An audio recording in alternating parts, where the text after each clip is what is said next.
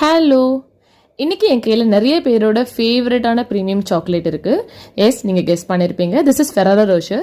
எனக்கு Ferraro ரோஷரில் cake பண்ணணும்னு ரொம்ப நாள் ஆசை. ஸோ இன்றைக்கி அந்த ஆர்டர் வந்திருக்கு. ஸோ அந்த கேக்கை தான் நம்ம க்ரம் கோட் பண்ண போகிறோம். எப்படி பண்ணுறதை பார்க்கலாம். ஃபர்ஸ்ட் சாக்லேட் ஸ்பாஞ்ச் ரெடி பண்ணிட்டோம். 1/2 kg தான் அந்த கேக் கேட்டிருந்தாங்க.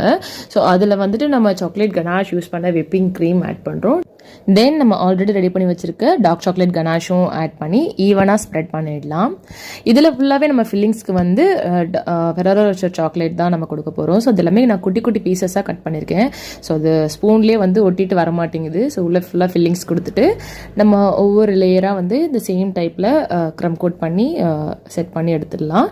உங்களுக்கும் இந்த மாதிரியான customised homemade cakes, brownies, muffin, cookies தேவைப்பட்டதுன்னா டிஎம் பண்ணி உங்கள் ஆர்டரை ப்ளேஸ் பண்ணிக்கோங்க.